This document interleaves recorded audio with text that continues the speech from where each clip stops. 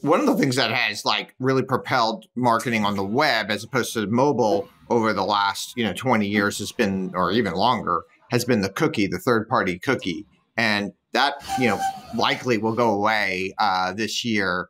I'd love to get your thoughts about like why has it even survived this long, and how will the ad tech market change in kind of a more cookieless world? Yeah, I mean, cookies are one of those funny ones where it started out for a very innocuous, very different purpose in the early days of the web. And then people realized that just the ability to write things down is super valuable and useful for all kinds of things. And now, like, here we are.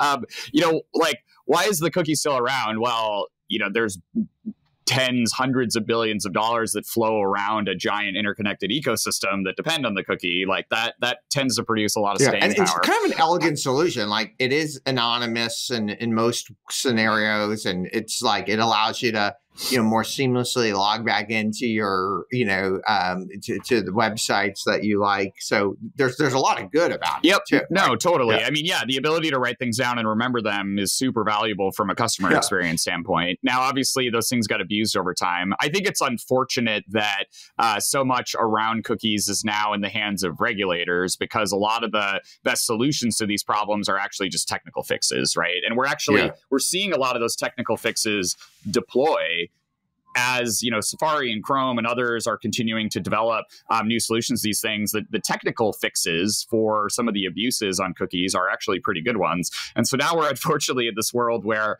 I think Safari in particular has really been leading the way to protect consumers with technical fixes.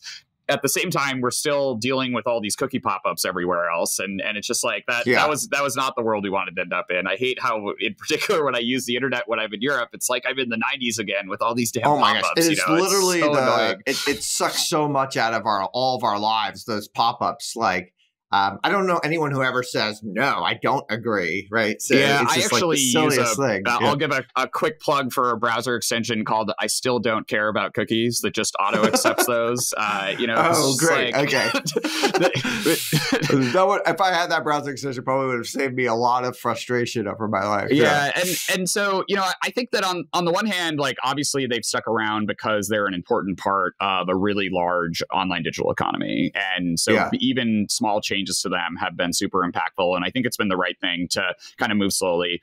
I think that, the goals, though, of being able to protect people's identity when they want their identity to be able to be protected are very good ones. And, I think at Braze, we've always been focused on being respectful to the customer, making it so that the value exchange that happens is reciprocal. So, if you're going to lean into a customer's first party ecosystem, you're going to get something out of that in the form of, more relevance and more personalization and better quality of service from the brand that, you're engaging with.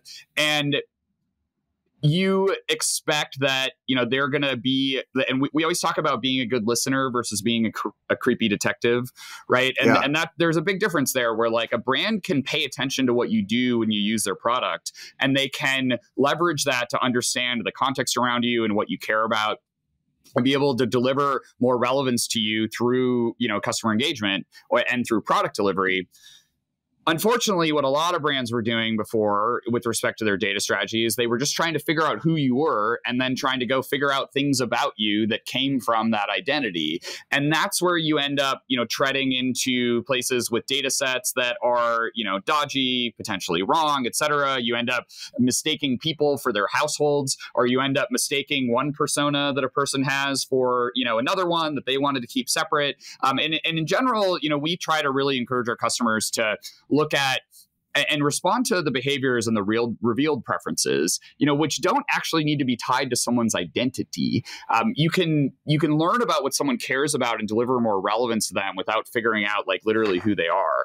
And I think that that's where, that in particular, I think is a place where the identity chain, whether we're talking about IDFAs or cookies or what have you, and you mentioned cookies being super useful because they can remember the last thing you did on the website, right? Like that's a kind of a more simple version of what I'm talking about, which is just being a good listener, trying to understand what people care about, try to understand their context, and to adapt and morph the product experience as a result of that. And so we always encourage brands to think about it that way first. And I think that one of the great benefits of that is that it creates reciprocal value, and it does so in a way that's respectful.